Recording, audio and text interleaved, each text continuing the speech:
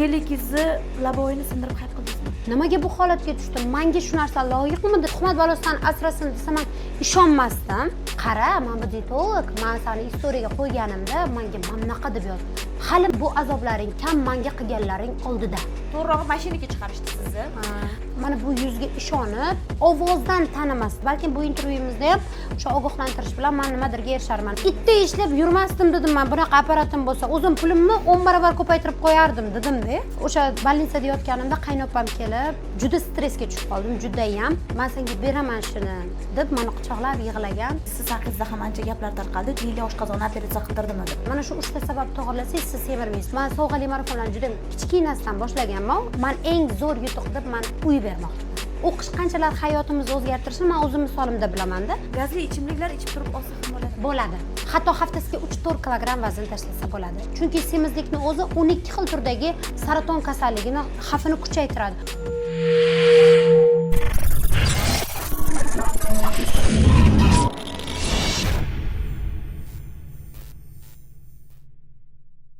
Demak, assalomu alaykum Yashan TV YouTube kanalining aziz kuzatuvchilari. Bugungi mehmonimiz boshqa mehmonlarimizdan biroz farq qiladi. Ham dilimga yaqin bo'lgan yaqin do'stim Diliya Aslidinova. Lekin bugun studiyada uni ayamaymiz.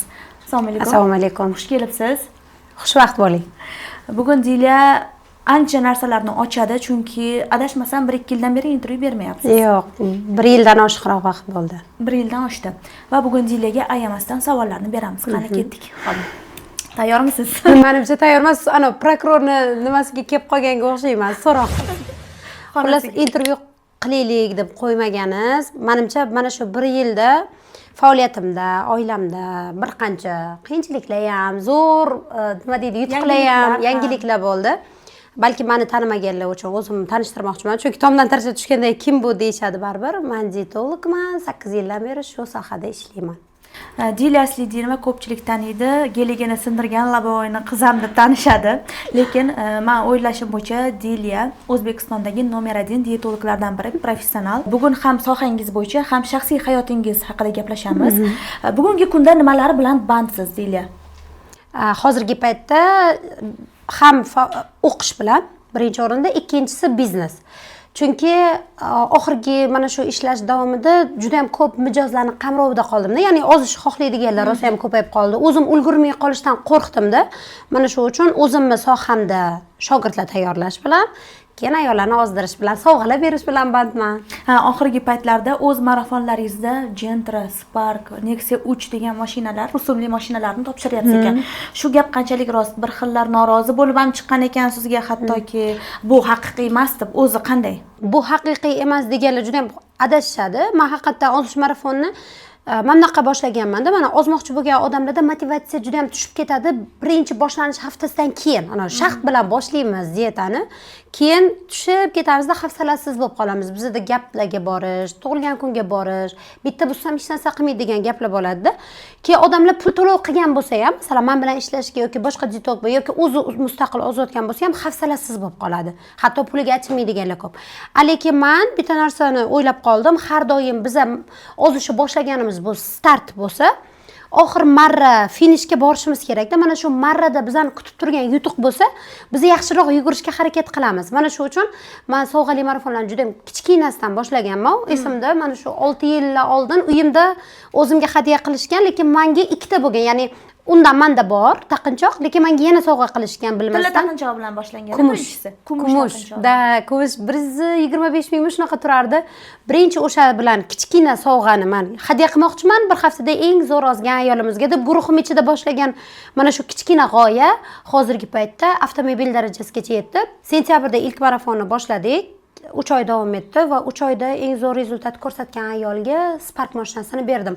Lekin nosi haqiqat emas deganlarni men juda ham ko'p ko'rdim. Nimaga aldashga harakat qiladiganlar shunaqa gap chiqarishdi. Ya'ni men tarozisiga, men posle rasmiga masalan 30 kilo 2 oyda vazn tashlagan deylik. Lekin u ko'rinishidan unaqa emas.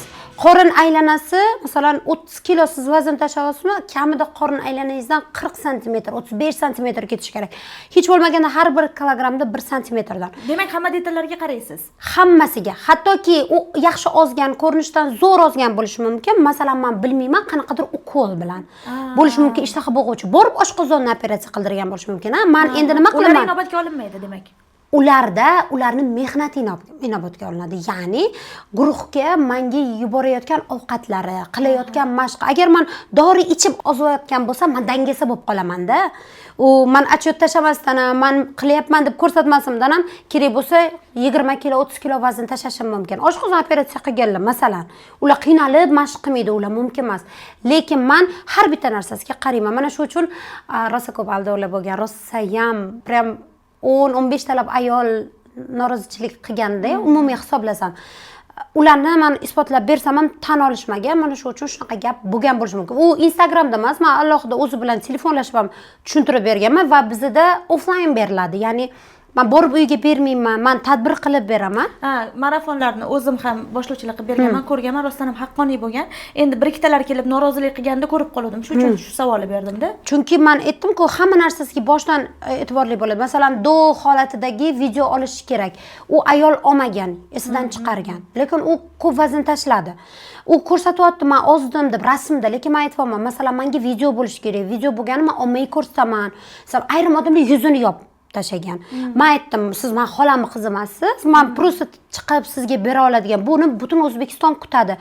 Chunki men 8 yil bu reputatsiyani ushlab turish uchun men o'nlab mashinani hozir bersangiz ham puli bor, lekin meni darajamga chiqa olmaydiganlar qancha. Bu reputatsiyani ushlab qolish uchun men bitta avtomobil emas, 10 ta avtomobilni hadya qilishga tayyorman. Lekin hech qaysi diyetolog O'zbekistonda hali sog'lom ozganligi, vazn tashlaganligi uchun mashina sovg'a qilmagan. O'sha sizda yangilik bo'ldi bu narsa. Men o'ylagandim, faqatgina bitta marafoningizda mashina topshirasiz deb, yo'q, sizda bardavom. Yo'q, bu an'anaga o'zim bilmayman. An'ana bo'lib qoldi demoqchiman. Men o'zim ham boshida bitta qilaman deb o'ylagandim. Keyin uni yakunlagan, u yakunlagunimgacha boshqa marafon e'lon qilmaganman. Ya'ni bitta mashina qo'ydim, sentyabrda boshlandi. Bo'ldi, men qo'rqdim, chunki odamlar baribir beradimi, yo'qmi, ishonchsizlik bor. Yig'a olamanmi? To'g'risini aytish kerak. Bu juda ham katta risk. Hech kim masalan tekinga ozdirmaydi, lekin ozdirsa ham hech kim bitta kursga 5 million pul to'lov qilmaydi. Siz bitta mashinaning pulini nima qilish uchun qancha insonni ishonchini oqlashingiz kerak.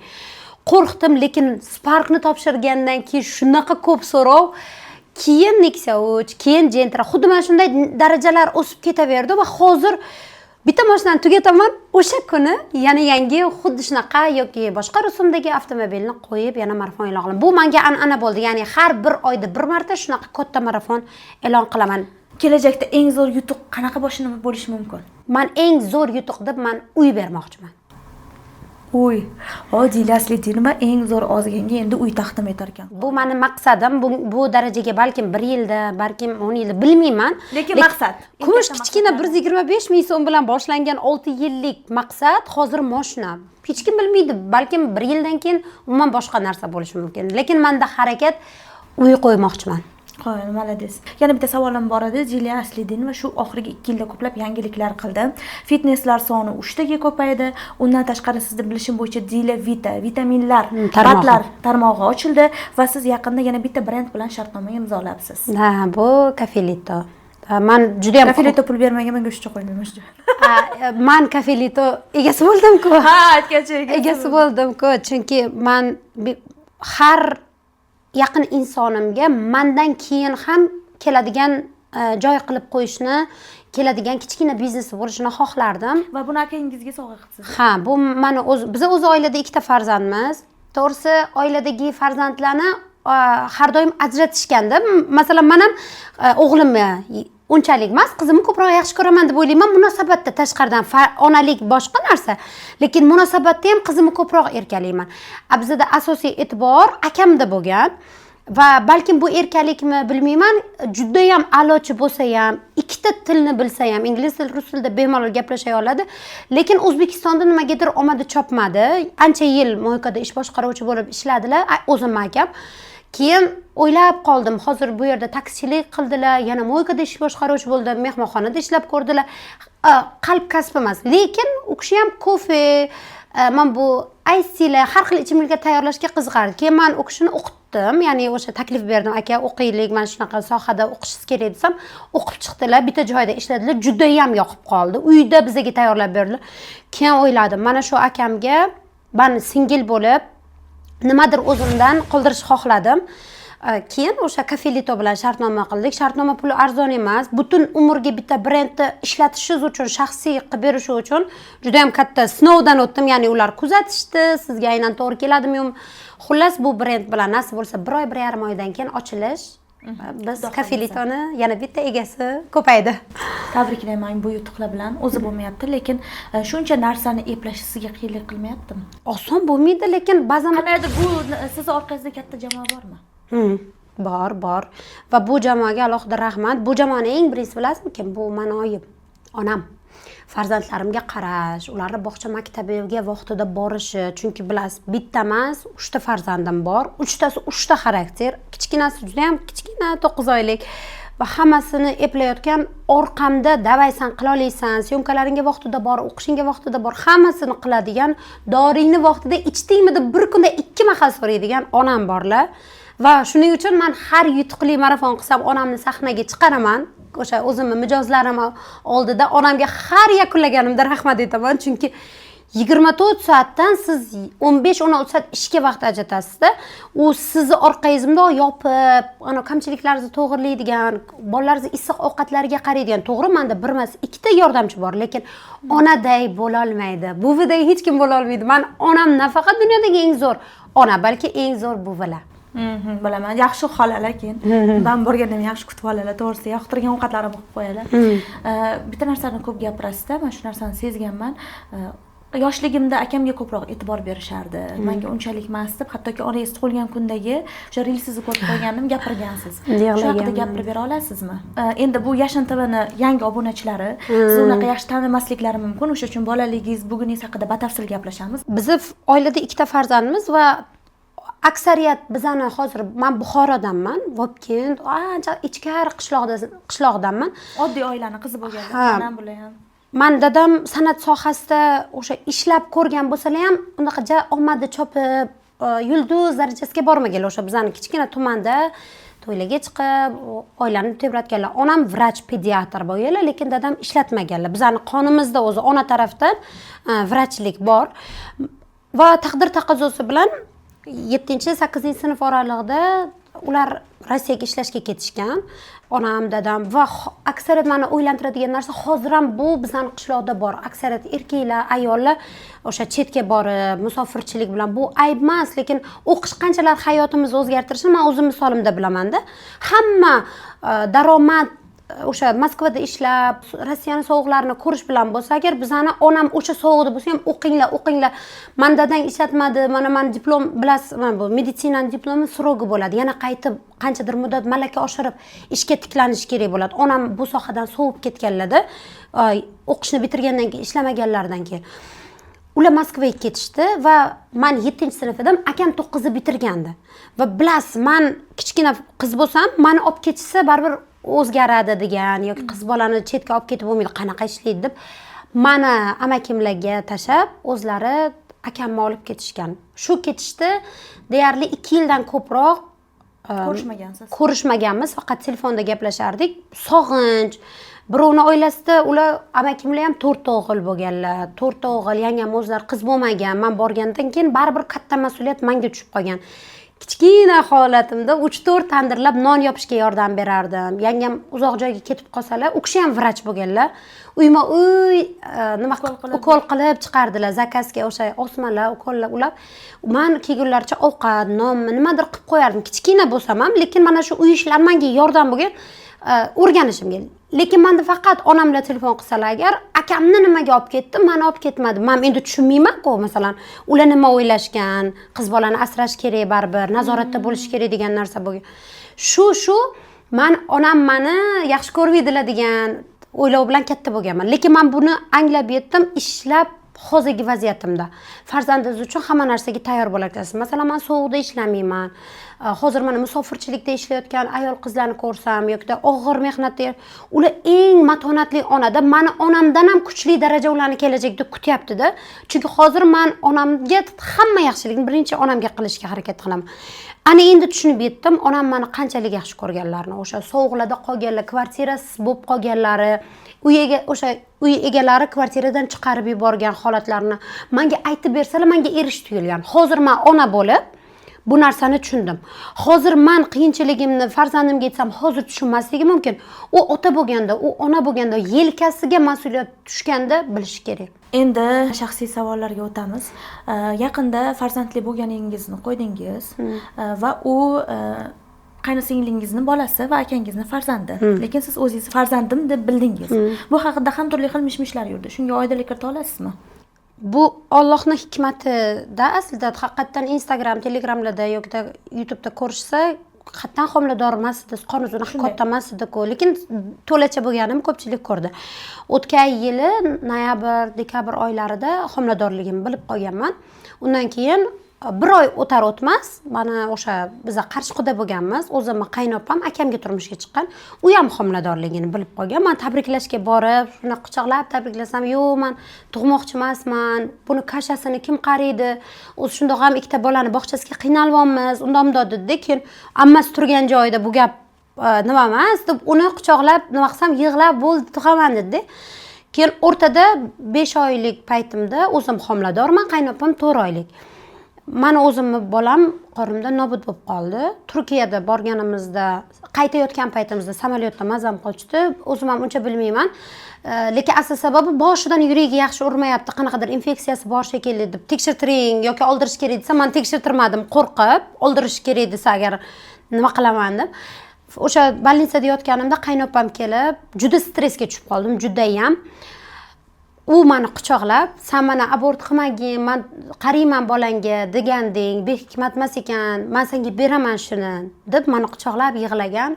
Haqiqatan 4 oy 5 oy o'tmasdan u menga tug'ib hadya qildi. Bu biza endi men tushuntirishim, hadya qildi desa, u bola buyummi deb o'ylashi mumkin-da ko'pchilik.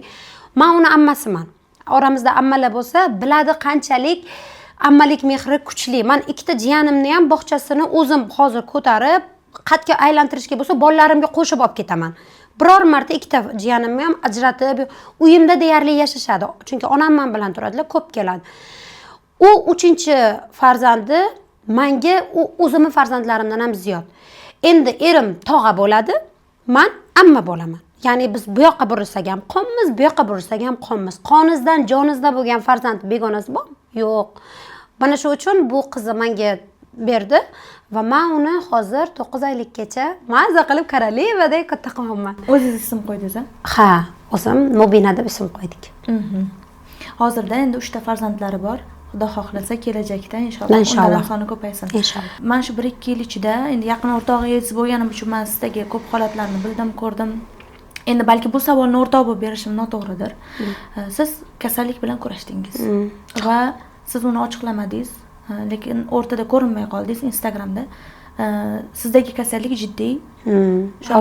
Autoimmuniy miasteniya qo'rqinchli kasallik emas, chunki har bitta kasallik aslida qarab yurilsa inson umri 100-120 yoshgacha Alloh bergan yoshgacha boradi. Menda shu kasallik 2 yil oldin aniqlandi va bu kasallikning asosiy minusi o'sha tomoqda. Mana ko'pchilik menga kommentariyaga yozishadi, ular bilishmaydi-da, siz qalbingizdan masalan yig'lab, ko'z ishib, makiyaj qilib chiroyli bo'lib chiqasiz, bilishmaydi.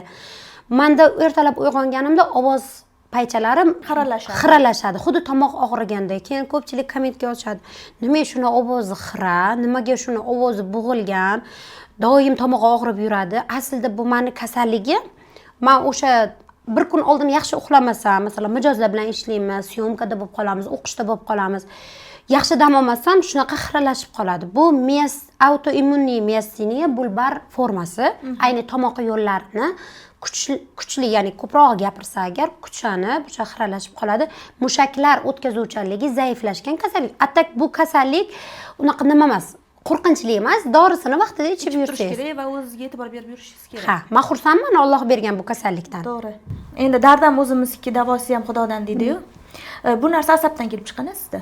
Asabiylashishdan. Ha, aksariyat sabablari kuchli asabiylashish, kuchli qo'rqish va bu genetik kasallik ham bo'lishi mumkin ekan, lekin menda genetika chiqmadi. Hatto men o'sha saraton genetikasi, asab kasalliklari genetikasi hammasiga analiz topshirdim. Juda ham qimmat turadigan klinikaga juda ham qimmat analizlar, ya'ni o'sha Jennifer Lopez qildirgan ekan mana analizlarimni, o'sha tanasida, ko'kraklarida, ya'ni jenskiy tomonlarida saratonga moyillik bormi, asab kasalliklarida moyillik bormi, hammasi testini topshirib ko'rdim, hammasi negativ chiqdi.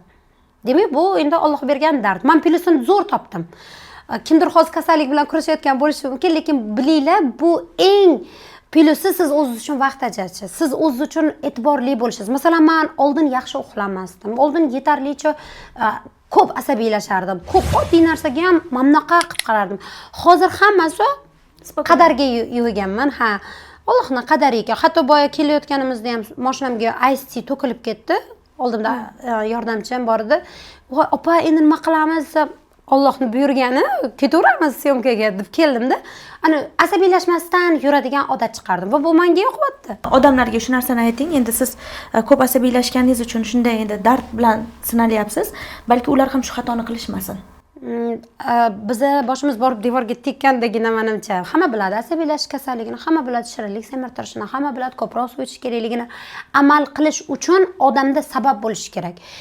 Ilohim o'sha sababi sizga zarar tegmaydigan darajada bo'lishini tilakdoshiman. 1 yil oldin adashmasam bitta video tarqalib ketdi. Xalqdan uzr so'ragan holda chiqdingiz. Gelikingizni laboyini sindirib hayb qildingizmi? Bu mavzuni ochiqlolmayman, lekin meni o'zi mana chestnik qarash kerak. Men Telegram kanalimda milliondan ziyod kuzatuvchim bor. Instagramda 2 milliondan ko'p, YouTube'da 300 mingdan ko'p.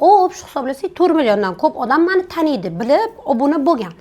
Menga ana nima deydi, hype yo nimadir kerak bo'lmagan, lekin bizga bog'liq bo'lmagan vaziyatlar va qisman bizga bog'liq bo'lgan vaziyatlar bo'ldi va e'tibor bersangiz, biz o'sha uzr so'rayotgan payt hech qanaqa ro'yida bo'lmaganmiz, hech qanaqa nimada bo'lmaganmiz Daniyada.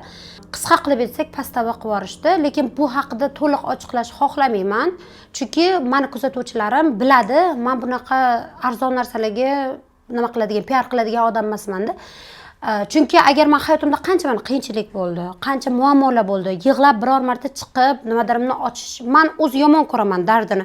U siz biling, yaqininiz bilsin, ota-onangiz bilsin, dadam ko'p siqildilar shundan, lekin bizni bilasizmi, boshimga tushgan bunchagina sinov Alloh tomonidan men shuncha menga yana tuhfa bo'ldi desam bo'ladi. Sababi hammani e'tibori menda bo'lib, negativ bo'la boshlagan paytda haqiqatan o'zim nimaga bu holatga tushdim, menga shu narsa loyiqmidi degan narsam bo'layotganda, shunda stolda o'tirdim, bitta suv ichdimda. Bo'ldi, challenge boshlaymiz. 5 kunlik hammani e'tibori bo'layotganda, hammani foydali tomonga qaratamiz deb haqiqatan 5 kunlik challenge e'lon qilib, bepul ekspertlar chaqirib, prosmotrlar zo'r bo'lib ketdi, yaxshi tomonga. Ko'pchilik negativ fikr bilan kuzatayotganlarning fikri 5 kunning o'zida o'zgardi. Ustoz deb bilishdi. 5 kunda 4-5 kilogacha ozishdi. Bu menga boshqa tomondan zo'r yutuq bo'ldi. Hozir aytishadi, "Ana, keligi sindirgan sizmi?" deydi. O'zim mashinam deyman, "Men o'shandan beri sizni kuzataman" deydi mana. Men qaysidir paytda siqilgan narsam menga yaxshilikka ishladi. Liza Gold va Liza Diamond yangilik qilishdan charchamaydi. Biz hozir Istanbuldamiz va Liza Gold aynan o'z mijozlari uchun xuddi mana shunaqa 750 probali litoy tillalarni olib ketmoqda. O'zingiz xohlab yurgan tilla buyumlarni topa olmayapsizmi? Liza Goldga murojaat qiling va u topib beradi. Liza Gold esa aristokratlar tanlovi. Diyetologlar orasida xohlaymizmi yo'qmi raqobat bo'ladi. Lekin siz aynan bitta diyetologni eskicha qilib o'qitgan ekansiz deb eshitdim. Umringda ko'rmagan insonni dushman deb bilish. Tortishuvlar bo'lib ketdi. Qaniydi shu tortishuv yuzma-yuz bo'lganda xursand bo'lardim, chunki men o'sha insonni izlab ishxonasigacha, u ishlaydigan boshlovchini uyigacha bordim, gaplashdim aynan boshlovchini o'zi bilan. Lekin haqiqatan bizning sohada boshqa o'zi hamma sohada bordir-da. O'zi nimadan bo'lib ketdi u narsa? Boshidan tushuntiring-da. Qanday boshlanib ketganini. Xo'p, qarang. Umuman siz bitta hamkasbingizni kuzatasiz. Oddiy misolda aytsak, bitta jurnalistni kuzatasiz. Masalan, u ham sizni kuzatadi. Biladi shunaqa jurnalist borligini. Endi husumat shunaqa narsa ekanki, siz uni hayotda ko'rmagan bo'lsangiz ham bemalol tuhmat qila olar ekansiz. Ya'ni husumat, hasad shu darajagacha olib borar ekan. Chunki baxtli ishi bilan band inson birovga tuhmat qilish tugul kuzatishga ham vaqti bo'lmaydi. Menga o'tgan yili mana shu mashinam temasi bo'lishidan oldinroq ozgina oldin bir hafta 10 kunlar oldin Instagramda qanaqadir skrinshot jo'natishdi. Endi podpischilar jo'natadi-yu, masalan, hozir nima ko'p bir-biriga olib ig'vo qiladiganlar, xabar tashlaydiganlar ko'p. Keyin bitta dietologni o'qitishibdi. Qarang, sizni etmayaptimi deb skrinshot qilib jo'natishdi. Prямой efir jo'natishdi. Ochib ko'rdim. Ko'rdim, storiesga kirdim. Haqiqatan men ham hammasini eshitib chiqdim. Keyin ro'molli degan masalani, yuzlari, qovoqlari qilingan degan. Endi men qovog'im operatsiya qildirganim, masalan, sababini siz bilasiz. Keyin o'ylab qoldim. Yana meni o'qitgan, folbin menga o'zi kelib aytdi deganda, masalan. Keyin aytdim, birortasi qilgandir, dedim-da chiqib ketdim, bo'ldi. Bu tema esimdan chiqardi. Yo'q, o'zimga olishimga 1 gram sababi yo'q deyman uchun. Chunki ana qilmagan ishingizga hozir siz reaksiya berib to'xtaysiz, kimni aytyapsiz desangiz, "Sen nega o'zingga olyapsan? Men boshqa kishini aytgan bo'lardim" desam, "Men nima deyman" dedim-da. Endi u dietolog qanaqa aytgan? Xo'p, voqeani boshlanishi mana bunaqa bo'lgan. U dietolog kasal bo'lib qolgan ekan. Kasal bo'lib qolgandan keyin hamma narsa qilsa ham davosi bo'lmabdi.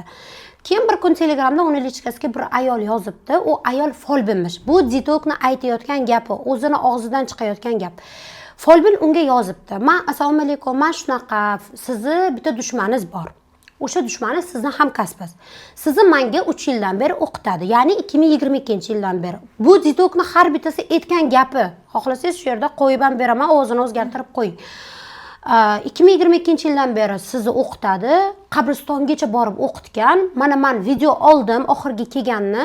Keyin men sizni qidirib topdim. To'xta, men kimni o'qiyapman deb. Folbinni o'zi yozibdi. Buni eshitsangiz agar kulgili-da. Chunki folbin degan temani eshitgan odamni o'zi meni asablarimdan meni etlarim jimirlab ketyapti. Chunki birorta folbin men o'qidim seni deb tan olishi bu kulgili bo'lsa kerak. Xo'p, folbin unga yozibdi. Sizni qalbingiz pok bo'lgani uchun sizni kuzatdim. Ehtiyot bo'ling, shu hamkasbingiz menga 3 yildan beri sizni o'qitadi deb video rasmlar tashlabdi. Ya'ni videoda nima bor? Videoda bor ekan, xonaga kirib, o'sha inson, ya'ni o'sha dietolog o'qitish uchun kirgani, qabristonga borib, tavba qilsam, qo'g'irchoqni nimadir qilayotgani, buni folbin yozibdi. Endi folbinning vijdoni nimadan qiynalibdi deb o'ylashlaringiz mumkin. Aytishi bo'yicha bu dietologni dadasi o'lgan ekan, o'sha o'lgan dadasi tushiga kirib, folbinning vijdonini qiynabdi. Qizimni o'qityapsan deb. Shunga izlab topib, bu dietologni yaxshi ko'rib, aytmoqchi ekan, "Seni hamkasbing menga o'qitibdi." Endi u chiqib nimaga o'qitibdi bilasizmi? Boshida kasbiga o'qitibmish, keyin oilasiga o'qitibmish. Shunaqalar bo'lar ekan, zakasnoy ekan, qarang. Keyin o'limiga o'qitibdi. Bu o'shandan kasal bo'lib, rak bo'lib qolibdi. Ya'ni shu dietolog rak bo'lib, Turkiyaga borib rakini davolab, endi davolash mumkin bo'lgan raklarni agar bilsalar yozinglar kommentda. Turkiyaga borib rakini davolab, operatsiya qildirib, keyin silishkim ozib ketibdi. Bu sizga qanaqa tuyuladi? Men buni boshdan oxirigacha eshitdim. Hammasi bo'lgan tashlab berdi. Buni podpischilar tashladi. Men o'zim profilimdan kirib istoriyasini ko'rib chiqdim. Ya'ni Levidan emas, o'zim profilimdan ko'rib chiqdim va o'qidim. Kulgili, erish, balkim hayotda shunaqa voqealar bo'larmikin deb o'ylab qolasiz-ku, o'zingiz bilan sodir bo'lmagandan. Qilgan bo'lsa qilgandir dedim. Bo'ldi. Va bu eng qizig'i kim lichkasiga, ya'ni o'sha direktiga, buni Telegramga ham qo'ygan. Direktiga Dilya Asidinovnami deb yozsa like bosib qo'yarmish. Qarangda, imенно podpischigim yozgan, Dilyani aytyapsizmi degan. Yuricha bosib chiqib ketgan. Javob berma. Bu tasdiqmi? Yo'q, uni aytmayapman, boshqasi desa bo'ladi. Uni ham tashashdi. Aytdim, hozir yozsam o'zimdan g'alati-yu, endi bu martibot. Bir oy, endi men homiladorman u paytda, asabiylashib qilmadim. Keyin 1 oy, 1,5 oy o'tmadi, farzandim nobud bo'ldi 15-aprel kuni. Va men 18-aprel kunimi istoriya qo'ydim. Shunaqa bo'ldi deb, o'sha qora fonda farzandimdan ayrildim deb qo'ysam, o'sha kuni ham yana menga tegishtirib istoriya qo'yganmish. Endi men uni kuzatmayman, dard bilan kurashyapman, o'zi stressdaman. Nima deb istoriya qo'yibdi? O'sha dietolog. Hali men bu azoblaring kam menga qilganlaring oldida deb qora fonda yozib qo'ygan. Uni ham tashlashibdi. Yana o'ylab qoldim. Aytvanman, asabiylashib. Jinnimi bu? Deyapman-da. Ana hayotda ko'rmaganman. Ko'rgan bo'lsam ham qaniydi? Bitta Toshkentda yashasak ham, bitta joyda tursak ham, men uni hayotda ko'rmaganman. Borib o'tirib gaplashmaganman. Yo'qida bir ko'rsangiz bitta joyda ishxonada ishlasangiz ekan, yo nima qilsangiz yoki uni darajasi sizdan baland bo'lsa ekan, voy shunga yetishay deb nimadirlar qilsangizda, masalan, meni darajam Alloh 10 barobar ko'tarib qo'ygan deb o'ylayman shunaqalarni oldida. E'tibor bermadim-da. Mayli dedim, balkim boshqa narsaga qo'ygandir dedim. Reaksiya bildirsam, senga emas boshqasiga, chunki ismimni aytmagan. Keyin primoy efir qilgan ekan. Primoy efirni ham ekran zapis qilib tashashdi. Chunki auditoriya ko'p, Telegramdan keldi. Primoy efirda hamma o'sha o'qitish haqida gapirayotgan joyida Dilyami, Dilyasi Dinovnami deganda hozir ismini aytsak g'iybat bo'lib qoladi deb muhokamaga kiradi. Shuning uchun ismini aytmayman. Chunki aytsam hozir jinni chiqarishibdi uni ichidanmi? Shunaqa o'sha primoyda aytib beryapti. Chiqarayotganda ismini aytganmish. Endi qarang, jin chiqayotganda Dilafruz deganmi shunda? Primoy efirni ko'rdimda, mayli dedim. Nima deydi, gapiraveradi, o'zimga olsam, unga naborot PR ga ishlagan bo'laman dedim-da. Vaqtim yo'q. Ozish marafonlarimda davom etyapman va bitta bloger o'rtog'im bor. Uni ko'pchilik taniydi. U bilan boshida o'sha 2023-yil, 22-yil reklamalarga ishlaganmiz, vayillar qilganmiz. Meni kurslarimni sotuvga yordamlashgan. U bilan oilaviy ham yaqin bo'lib ketdik. Keyin o'rtada o'zimizga kichkina sabab bo'yicha, ya'ni uni ochiqlash ham arziydigan sabab emas, tortishib qoldik. Endi meni odatim bor, mana siz bilan ham masalan urushib qolgan vaziyatim bo'lgan. Meni odatim bor, chiqib qatgadir gapirmayman-da, bo'ldi, yopilib o'sha vaziyatdan qochaman, bo'ldi, ketib qolaman. Bo'ldi, hamma joydan bloklayman, men shu odatim bor, ketaman. Meni qadrimga yetmagan odammi-da. Urushib qolganimizda u chiqib Instagramda shunaqa tortishib qoldik. Ana qo'shtirnoqchi dietolog deb ismimni aytmagan bo'lsa ham aytdi. Keyin mana buni oyog'ini qatdan topdim. Aynan meni o'qitdi degan dietolog shu o'rtog'imga SMS yozgan. O'sha kommentiga ham yozgan, o'zim ko'rdim. Bu o'zi odam bo'lmaydi, bu o'zi menga bunaqa qilgan deganda, keyin unga Telegramdan rosa mashincha qilib SMS yozgan. Ya'ni o'sha dietolog meni o'rtog'imga, men urushib qolganman qanchadir muddat, shu muddat ichida meni o'rtog'imga yozyapti. Masalan, siz meni o'rtog'im bo'lsangiz, ko'rsatmaysizmi shu SMSni? Ko'rsatasiz, to'g'rimi? Va u ham menga ko'rsatdi. Qara, men bu dietolog, men seni istoriyaga qo'yganimda menga mamnaqa deb yozdi. Men o'ylayman, siz birovni o'qitgan ekansiz, mana men o'zi yozyapti deyapti-da. Va jinnimi bu deyapman-da. Haqiqatan profili, голосовойлari turibdi. Keyin men nima qildim? Borib terpilaga o'xshab yozib berganim yo'q. Masalan-da, uni agar qo'lida dokazati bo'lsa, o'qitgan dokazati bo'lsa, birinchi o'rinda boradi, sudma-sud yuradi-da. Chunki hozir uni ham aytib beraman. Keyin o'ziga yozdim. O'sha dietologning o'ziga o'zimni glavniylikkandan yozdim. Javob bermadi. Telefon qildim. Maldivga ketgan ekan.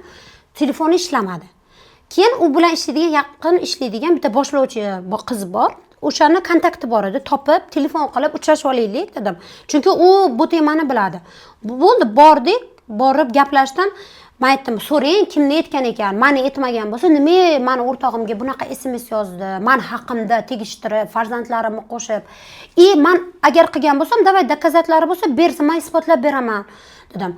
Bo'ldi, u kishi hozir Maldivda, kesalar so'rayman yoki telefonlashaman dedi. Shunda uyga kelmasimdan o'sha boshlovchi yozdi. Dilya sizni aytmagan ekanlar, boshqa dietologni aytgan ekanlar, deb yozdi. Keyin meni yana asabimga tegdi. Xo'p, meni aytmagan bo'lsa, nima o'rtog'imga yozdi? Nima qildim? Ishxonasini topib, ishxonasiga bordim. Bordim, eshigi yopiq. Keyin istoriyaga, o'zim kichkina live profilim bor edi, istoriyaga chiqdim-da, aytdim. Qizlar, mana shunaqa o'qituv temasi bo'layotgan ekan dietologlar ichida. Sizlar ham eshitdinglarmi? Menga shunaqa bitta dietolog haqida shunaqa informatsiya kelyapti. Meni qilgan deb o'ylabdi, dedim. Keyin hamma yozdi. Voy, bilamiz, sizni aytgan-ku, sizni aytgan-ku. Keyin men o'zim bosib, xo'p, hurmatli dietolog, ismi bilan aytdim. Ismi bilan men chesni hozir aytsam ustimdan yozib yuboradi, chunki bu yozib yubordi ham deb meni qo'ydi deb. Keyin men sizni o'qitganmanmi? Siz men bilan uchrashing. Bu meni telefon nomerim. Haqiqatan o'zimni ishlaydigan telefon raqamimni qo'yib qo'ydim. Menga aloqaga chiqing. Ishonasizmi? O'zim istoriyamni ko'rdi. Eri istoriyamni ko'rdi. O'sha boshlovchi istoriyamni ko'rdi. Hech kim bir og'iz telefon qilgani yo'q. Oxirigacha olib bordim. Ishonasizmi? Ishxonasiga borganimni ham qo'ydim. Nimaga o'qituv qilinganini isbotlab bering deb qo'ydim va uni qo'lida hech qanaqa video yo'qligini, hech qanaqa folbin yozmaganini buni bittada bir kun o'tmasdan Xudo mundoq qilib ochib qo'ydi. Nimaga? Chunki menga aloqaga chiqmagandan keyin advokatim bilan maslahatlashib, o'zim shaxsiy advokatim bor, har bir ishda maslahatlashaman. Maslahatlashib, buni sud orqali hal qilsam bo'ladimi deb ariza yozishga tayyorgarlik ko'rayotgandik. Va bu detokni eri advokatimga aloqaga chiqibdi. U mani advokatim ekanini bilmaydi. Masalan, Instagramda populyarniy bo'lgan advokat chiqibdi-da, men mana shu detokni eriman. Bitta detok hamkasbi, Turmush o'rtog'iman. Ha, turmush o'rtog'iman. Bitta hamkasbi mani xotinimni yuzini, videolarini, rasmlarini Instagramga qo'yyapti. Shuni ustidan yozmoqchiman.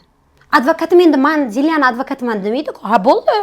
Qanaqa dokazatingiz bor desa, o'zimni u haqida gapirgan istoriyalarimni tashlab beribdi. Keyin aytibdi, "Ha, bu ayol o'z-o'zidan aytmayotgandir. Nimaga o'qitgan? Sizlar qo'llaringizda o'qitganligi haqida dalil bormi?" desam, "Yo'q, o'zi bu boshqa tema. U temaga aloqasi yo'q. Instagramga qo'ygani uchun yozmoqchimiz" debdi. Men aytdim, "Qo'lida qanaqadir dokazat bo'lsa tashlab beradimi?"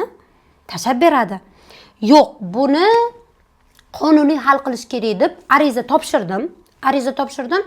Ariza topshirishda bitta eng katta narsasi meni hech qattiq ismimni aytmagani. U dugonamga yozgan paytdan u meni ismimni aytmagan. Qarang, qanaqa ayyorlik deyman-da, shunchalik odam uni o'ylab ish qilishi mumkinmi? Men jahlda masalan aytvoraman-da ismini, haqiqatga chidolmasdan, ko'rolmasdan keyin 139-modda bilan jinoiy ish qo'zg'atmoqchi bo'ldik. Advokatim bilan maslahatlashib, chunki meni o'rtog'imga yozgani, men haqimda gapirganlarini to'plab, keyin tergovchidan qaytdi, ya'ni jinoyat alomatlari aniqlanmadi. Ha, mayli dedim. Boshqa yozishi, nimadir qilib, sudma-sud yurgim yo'q, ishim ko'p desam, u meni ustimdan yozib yoribdi. Nimaga? Men uni yuzi bilan Instagramga qo'yganim uchun. "Ya" dedim, menga aloqaga chiq deb qo'ydim-ku. Uni голосовойlarni qo'yibman. U голосовойлari o'qituv temasi haqida o'zi primoydan yozib olingan-ku deyapman. Eng qizig'i unda ham yuzlashtiruv qilamiz deyishdi. Yuzlashtiruvga men kech qolib bordim, bo'lmadi. Ikkinchi yuzlashtiruvga o'zi kelmadi. Xullas kasha bo'lib, hozir ish yopilgan. Lekin men bitta narsani eng zo'r biladigan, men bu ikkita choyni bundoq o'rtaga qo'yib, yuzma-yuz gaplashib olish juda yaxshi ko'raman. Urushgan odamim bilan ham. Lekin Instagramda ko'rmagan odamiga ko'rmanasiga tuhmat qiladigandan, tuhmat balosidan asrasin desam, men ishonmasdim. Lekin shu tuhmatni ham ko'rdim. Hamkasbi orasida. Allohga shukr, detok orasida dugonalarim juda ham ko'p. Lekin bitta insonni ko'ra olmaslik darajasi shunchalik darajaga olib borar ekan, hayronman. Dietologlar orasida o'zi sog'lom raqobat qanday bo'lishi kerak? Zo'r bo'lishi kerak. Chunki men o'zim ham shaxsiy brendimni boshqa detokda ko'rib havas bilan boshlaganman. O'zim, masalan, shaxsiy brendimni, men bu detokning ismini ham ayta olaman. Mavjud opani televizorda, Instagramda ko'rib havas qilardim-da. U kishi bilan uchrashgan, Turkiyaga ham borganman. Endi sohaga kirayotgandim. Menga ham havas qilib hozir detoklar boshlayotgan bo'lishi mumkin. Tan olmasdan ham qilayotganlar bo'lishi mumkin. O'sha shaxsiy brend men havas qilib kamera bilan ishlashni o'rgandim, televizorlarga chiqdim. Bu havas meni professional darajaga olib bordi. Havas boshqa, hasad boshqa narsa-da. Inson qachon o'zini kuchsizligini tan oladi, o'zidan o'tib ketayotgan odamni ishini ko'rib, bepisandlik bilan yondirsa, bu mamnaq qila oladi-da. Men o'zi asli boshqacha ishlaydi, uni dietasi ishlamaydi. Uni kursi bunaqa, buni kursi bunaqa. Kimnidir pastga tushirib, siz hech qachon baland bo'lib qolmaysiz. Aksincha siz undan past darajada ekanligingizni tan olib qolasiz. Men o'sha menga tuhmat qilgan, o'qituv temasida hech qanaqa isbot bo'lmasdan turib Instagramda na galochka gapirgan, o'zi boshqa operatsiya bo'la turib, ozib ketib, lekin men rak bo'lib qoldim deb podpischiklarini aldaydigan detokka shunaqa gapimni aytardim. Siz birovga tuhmat qilib hech qachon darajangizni oshira olmaysiz. Chunki men Instagramga qo'ydim, davay dedim. Siz rak bo'lgan bo'lsangiz, bering danlilaringizni. Qanaqa operatsiya qilgansiz? Borib nima operatsiya qilgansiz? Hammasini surishtiraylik dedim. Javob yo'q. U mart bo'lganda Instagram uchun emas, yuzma-yuz gaplashib olardi-da. U yuzma-yuz gaplashishga duhi yetmaydi. Men uni ko'rganim, lekin ko'rsam ham maza qilib aytadigan gaplarim bor. Yuzma-yuz bo'lib qolmay, Alloh yuzini mendan teskari qilsin. Kimdir gapirmadi degani bu u haq degani yoki nohaq degani emas. degan narsani ochib qo'ydi deb o'ylayman. Hozir gapirmay maza qilib ishlab beribdi, omadini bersin. Shu sohada gap ketayotgani uchun shu sohaga tegishli bo'lgan savollarni beraman. Aktrisa Anjelika -40 kilogrammdan ozdilar. Sizni kursingizda siz bilan shug'ullanib, lekin ko'pchilik buni oshqozon operatsiyasi deb o'yladi-da. Shunga oydinlik kiritib ketsangiz. Bizning asl maqsadimiz tabiiy ozishni ko'rsatish bo'lgan. O'zi Anjelika opa shunaqa samimiy, shunaqa muloyim, do'mboq bo'lsa ham shirin chaladi. Men rosa yaxshi ko'raman. samimiyliklari uchun bizni ishlash boshlagan paytimizda maqsad kino uchun bo'lgan. Kinoda sog'lom ozishni ko'rsatib berish kerak bo'lgan. Namoz Shomgul degan kino uchun u kinoda aktrisa o'sha bosh qahramon 30 kilodan ko'proq vaznni tashlab o'sha 3-4 razmerga kichkina kiyim bilan chiroyli bo'lib oxirida chiqish kerak bo'lgan. Qaniydi o'sha bundoq qornini ochib ko'rsatishga iloji bo'lgan. Iloji yo'q endi. Lekin biz tabiiy ozdik. 33 kilo ozganimizda kino syomkasi tugadi. Undan keyin 4-5 oyda yana 8 kilo. Hozir minus 41 kilo natijamiz va yana ham ozish jarayonidamiz. Osilish yo'q, vitaminlar tanqisligi yo'q, mazza qilib buni proteinli ichishlar yo'q. Diyeta, sport va gormonlarni to'g'irlash bilan ozyapmiz.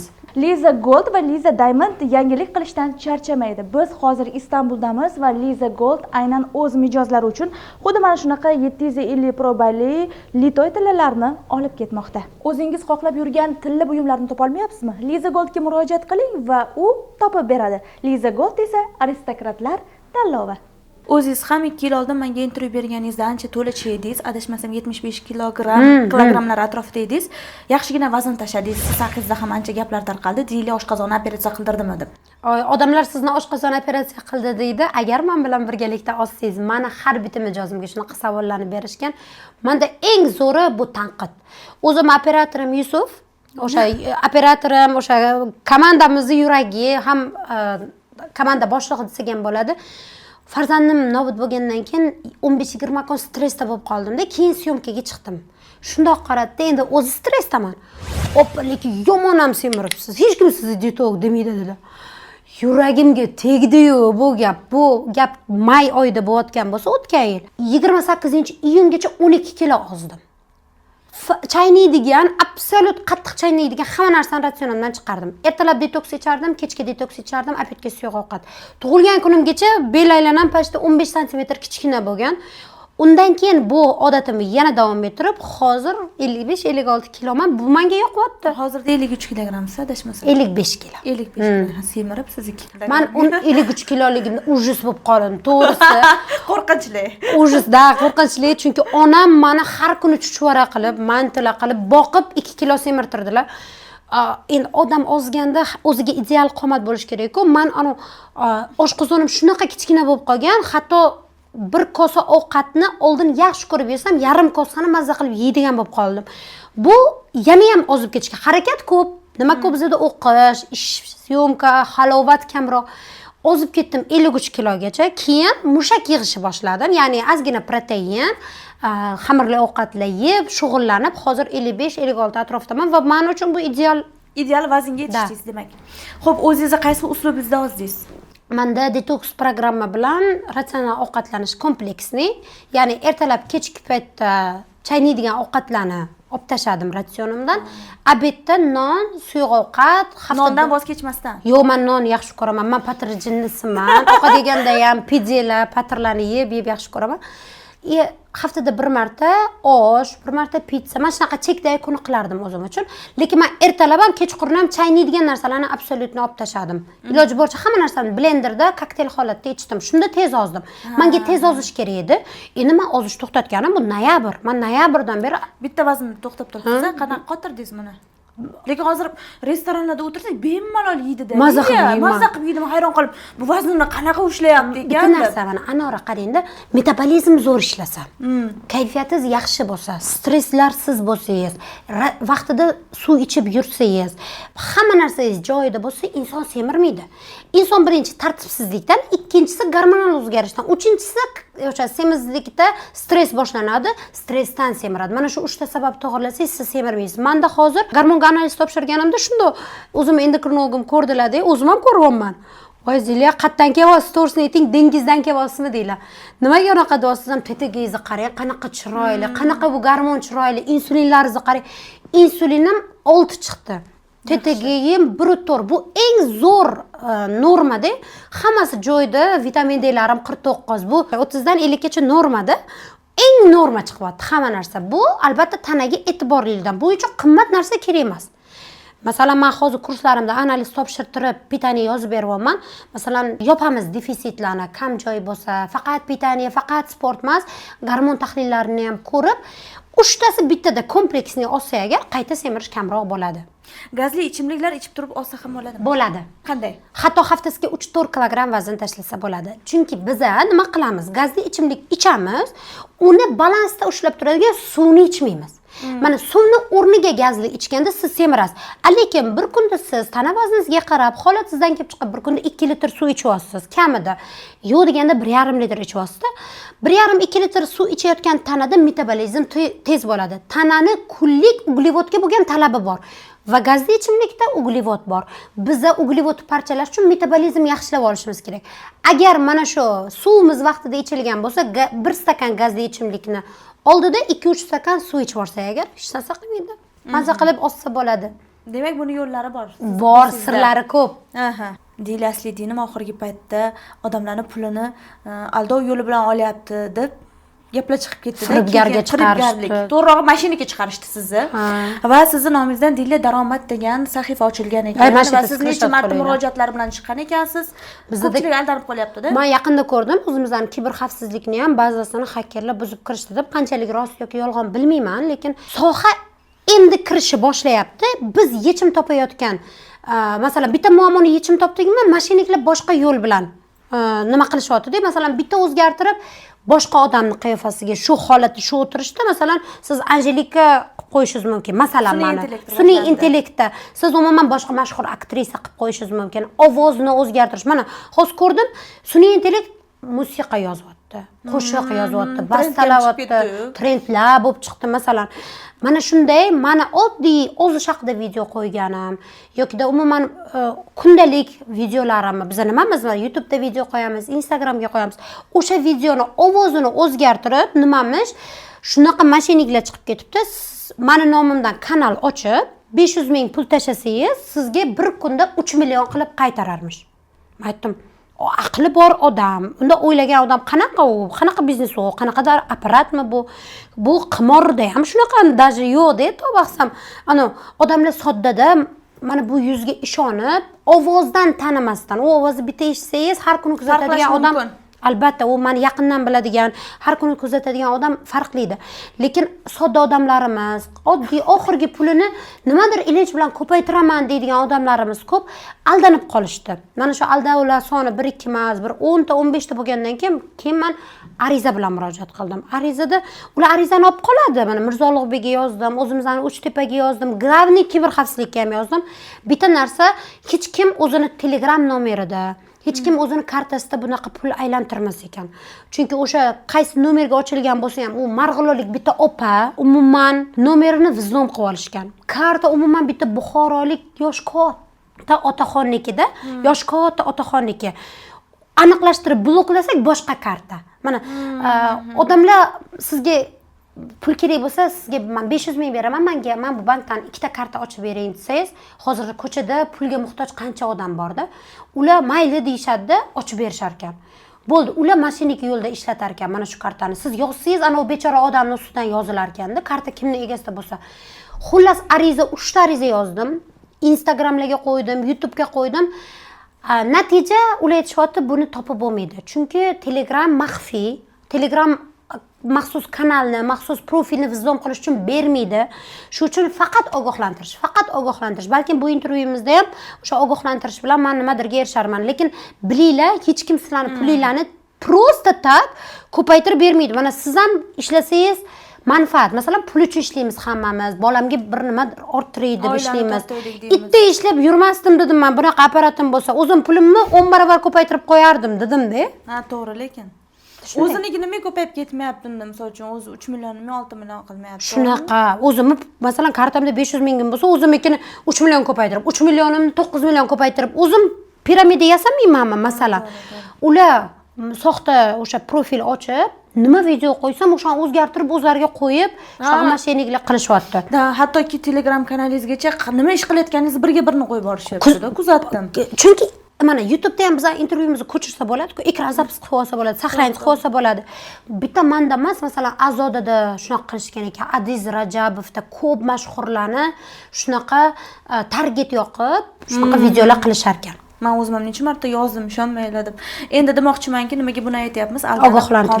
Ogohlantiryapmiz. Bir postingizda yaqin do'stim bilan sinaldim deb qo'ygan ekansiz. Aynan qaysi biri?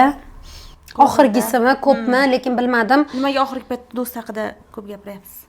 Gapirmayapman. Men qadriyat deganda masalan yaqin insonsiz, misol uchun aytyapman, xato qilayotganini ko'rib turibsiz.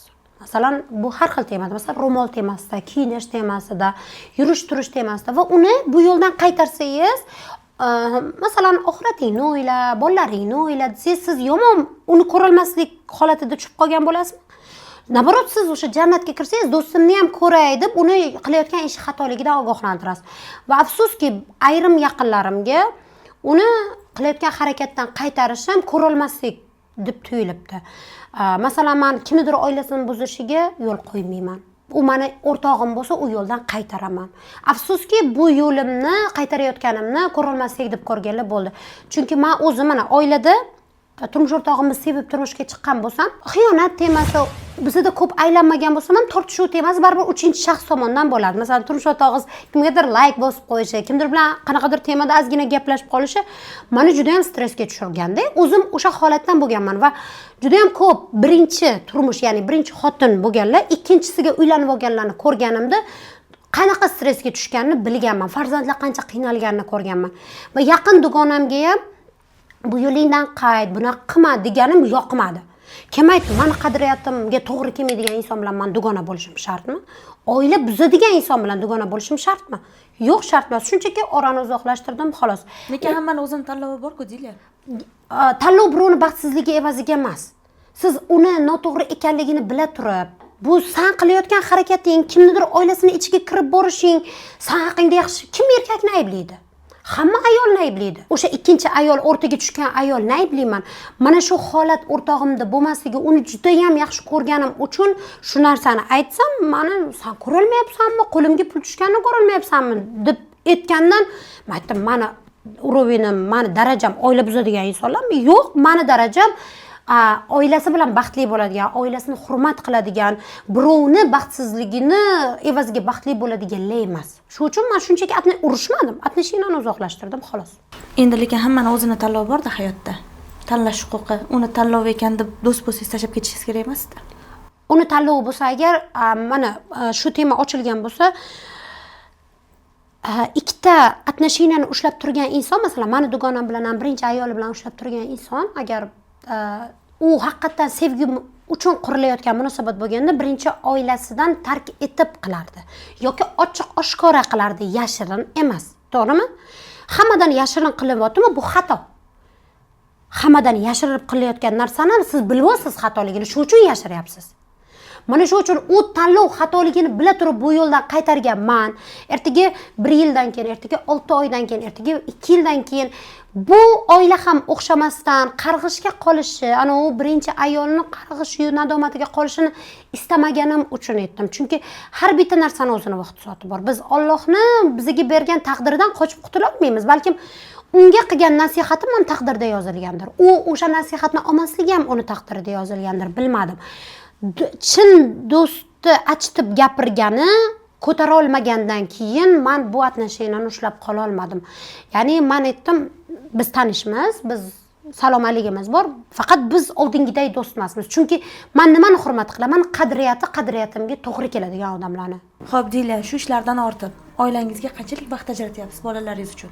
Shanba, yakshanba kuni biz uchun har doim oilaviy kun, parkka olib borish, basseynga, masalan, toqqa olib chiqish. Xullas, bolalar bilan vaqtim asosan shanba, yakshanba kuni bo'ladi. Chunki yakshanba kuni menda dam olish kuni. Telegram kanallarimda ham buni aytaman, menda yakshanba dam olish, meni bezovta qilmanglar deb. Bo'ldi, mana shu vaqt, lekin yetarlicha vaqt ajrata olmayman deb ba'zan vijdonim qiynaladi. Ular ham meni tushunsa kerak. Masalan, onam biz uchun o'z vaqtida, lekin o'zingiz xafa bo'lgansiz shu narsadan. Va bu xafa bo'lish meni o'stirgan.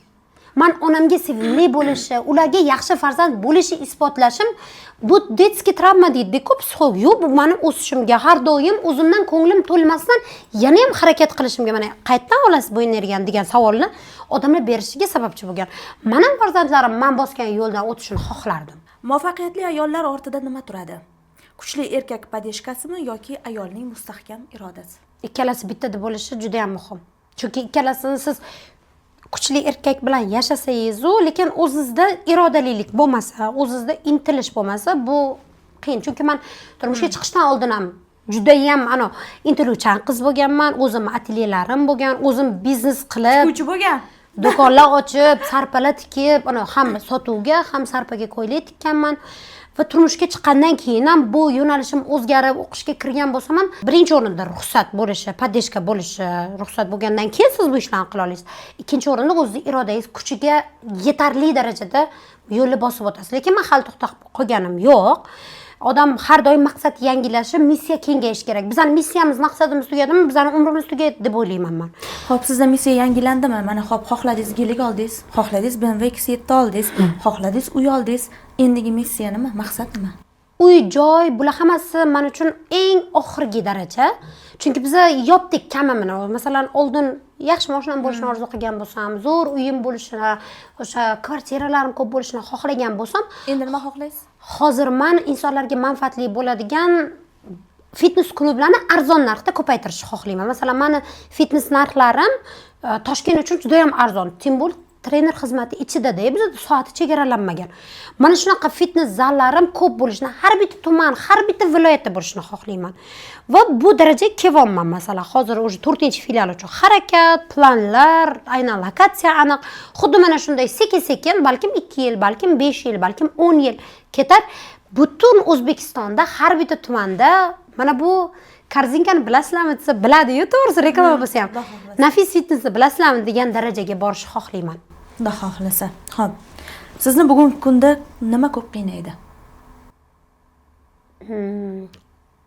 Nimaga odamlar tushunish pozitsiyasi sekin nima deydi? Ayrim odamlar shuni boshdan ushlab devorga urib tushuntirgim keladi-da.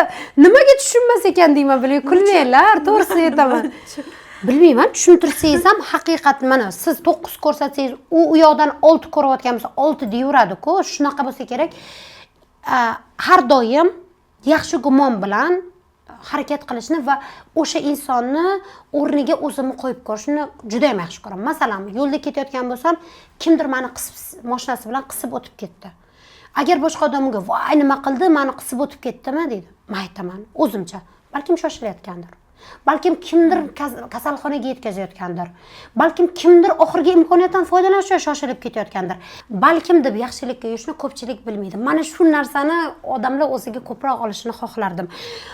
Bor-ku, masalan, siz qanaqadir ish qilyapsiz, balkim sizni ko'nglingizda umuman boshqa niyatda qilayotgandirsiz. Kimdir uni negativ ko'rib, mana internetda ikkita videoni ko'rishadi.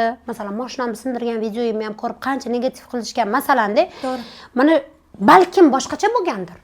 Balkim siz bilmaydigan bir qancha narsalar bordir. Mana shu tomonlama harakat qilmaydi nimaga odamlar? Ko'pchilik endi bordir shunaqa yaxshi tomonni ko'radiganlar. Iloji boricha odamlardan yaxshi tarafni ko'proq ko'rishlarini so'rardim. Oxirgi paytda nega Instagramda shaxsiy hayotingizni qo'ymayapsiz? Chunki men shaxsiy hayotga quradigan bloger yoki lifestyle inson bo'lishni xohlamadim.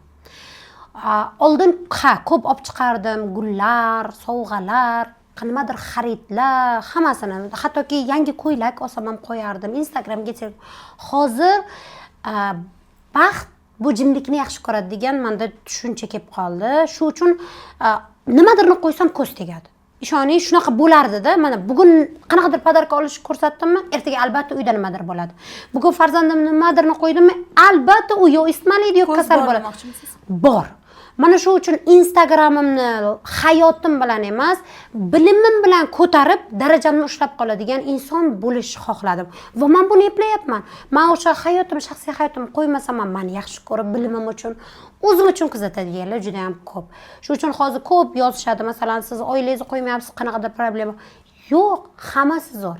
Lekin men shunchaki jimlikni yoqtirdim. Mana shu bu balkim bir daraja o'sganimdir. Balkim Eng rekord darajasida ozish qancha bo'lgan va eng kam ozgani qancha bo'lgan? Mijozlaringiz orasida. Muddatmi? Muddat. Ha, o'sha kursi yuqorida aytdingiz, 3 oylik kurs qilganmiz, o'shanda mashina topshirganman dedingiz, o'shanda eng ko'p zo'r natija bergan odamlar necha kilogramm vazn tashagan? 30 kilodan yuqori, bu rekord natija. Ha, bu bir oyda yo'q deganda 8-10 kilo amal qilsa ozadi.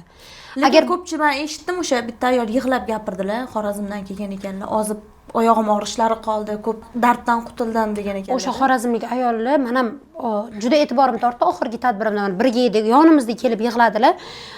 Aytdilar-da, men umra safariga bordim. Payg'ambarimiz Muhammad sallallohu alayhi vasallamni o'sha uylariga ham kirishga, Ka'bani tavof qilishda ham men aravadan foydalandim. Oyoqlarimda tavof qilmoqchi edim. Vaznim 137 kilo. Ko'tara olmadi vaznim. Issiq edi, qon bosimim ko'tarildi.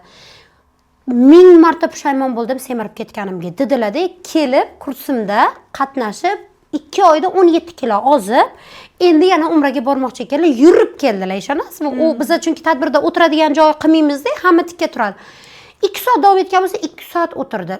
O'sha tikka turib, men bilan birga tadbirni o'tkazdilar. Mana shu ayolni yig'lab, endi oyoqlarim bilan tavof qilaman, endi sizni Ka'batullohda duo qilaman deganlari menga juda ham zo'r motivatsiya. Bu duo birinchi o'rinda, chunki hech qanaqa dori yo'q, hech qanaqa kokteyl yo'q, faqat pitaniya, sport mashg'ulotlari, hech qanaqa dorilardan foydalanmaysiz. Yo'q, men o'zimni badimni ham tiqishtirmayman, vitaminlarimni ham men aytaman. O'zingizga eng yaqin bo'lgan aptekadan ishonchlisini xarid qiling, agar sizga kerak bo'lsa. Men umuman o'zimni sohamga tiqishtirib, mana bor-ku shunaqa masalan ditoklar, menikidan olsang yaxshiroq degan yoki olmasang kursimga qatnashmaysan, rosa ko'p-ku masalan. Lekin men aytaman, odam tanlov qo'yish kerak. Kurs narxi qancha, sir bo'lmasa? Har xil 400 ming, 500 mingdan boshlab, yo'q, menda 200 minggacha bor. Tarif sovg'asiga qarab, o'sha uzoq muddatligi. Qiymati qancha shunda? 550 ming. Yo'q, yaxshi. Endi bir xil sotadi-yu, kurs narxi 1,5 million, 2 million qilsa. Yo'q, men aytolmayman, hamma narsa aslida mentalitet, iqtisodiy holatimizdan kelib chiqib qilishimiz kerak. Masalan, vaqtida menga 200 mingga abed qilish juda ham katta summa bo'lganda 8-9 yil oldin. Lekin hozir 200 mingga balkim qornim to'ymas. Bilaman, shunaqa darajaga yetib kelganman. U pul men uchun kam pul darajasiga yetib kelgan. Men bu qarich bilan o'lchaymiz.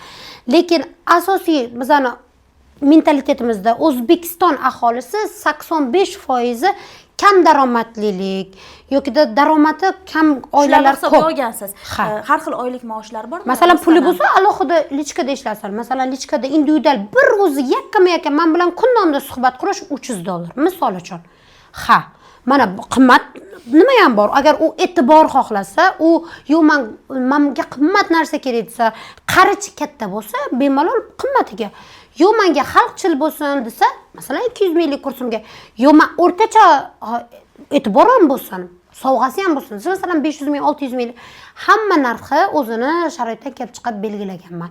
199 ming, 99 mingga ham kurslar bor. 99 mingga ham bor-da? Albatta, bor. Bu Dilya va bu ham sovg'a berishni yaxshi ko'radi, ham ozdirishni yaxshi ko'radi. Lekin ko'pchilik mana o'zimda ham savol bo'ladi, kurs narxi arzon, lekin qimmat narsalar topshirasiz. Yo'q, mana bunaqa. Kurs narxi qo'yilgan narsaga qarab belgilanadi. Masalan, mashina qo'yadigan kursim 500 mingdan ko'p bo'ladi. Lekin sovg'asiz bo'lgan bo'lsa, agar 200 ming, 150 ming, 300 ming atrofida bo'ladi. Lekin bitta narsani plyusini ayta olaman, men har bitta arzon bo'ladimi, qimmat bo'ladi, kursimda gormon analizlariga alohida e'tiborli bo'laman. Ya'ni sizni gormonal o'zgarishingiz bor, siz analiz topshirasiz. Bemalol men sizni analizlaringizni ko'rib, unga qarab lecheniya, sizda nima muammo bor, qanaqa dieta turi tanlashingiz kerak, hammasini belgilayman. Misol uchun o'rtacha bitta sog'lom odam bir oyda sizda sog'lom qancha vazn tashay oladi taxminan? Eng kami 3-4 kilodan bir oyda 8 kilodan 12 kilogacha, ya'ni 8-12 kilo vazn tashiydi. Yo'q deganda 3 kilo vazn tashiydi. Men qilmadim deganda shunaqa ayol bo'lgan. Dilya, men sizni gaplaringiz bilan ozdim, hech narsa qilmadim deb 5 kilo vazn tashibdilar-da. Faqat darslarni eshitib. Mana shunaqa holatlar ham bo'ladi. O'rtoqlar, rostdan ham yaxshi diyetolog, o'zim ham shu dugonamda ozganman, tavsiya qilaman. Men seni nomer 1 deb bilaman. Rahmat. Suhbat oxirida o'zi oxirida ochilib qoldi. Dugonaligimiz. Men Yashin TV'ning ashaddiy muxlisiman. Har bir intervyularingizni aynan ko'rib, minut daqiqasi tezlashtirib kimlar eshitadi-ku, men unaqa qilmayman.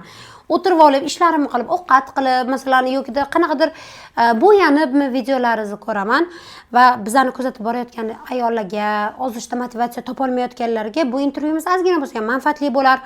Do'st ajrata olmayotgan, qadriyatini, aynan qadriyatlari bilan moslashtira olmayotganlarga meni harakatlarim balkim dars bo'lar.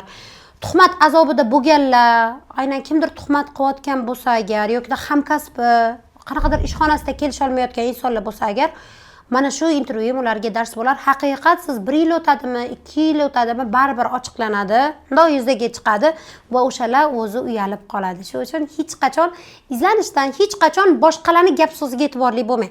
Siz to'g'ri maqsadingiz tomon ketyapsizmi? Boshqalar sizni oyog'ingizdan ushlab, sizni maqsadingiz yo'lidan qaytarishga tuhmat bilan, g'iybat bilan yoki qanaqadir sabab bilan ushlab qolishga harakat qiladi. Siz ularga e'tiborli bo'lmasangiz, siz erishasiz o'sha qo'ygan maqsadingizga. Chunki men o'sha maqsadimga erishdim. 2022-yildan beri faxrlanib ayta olaman.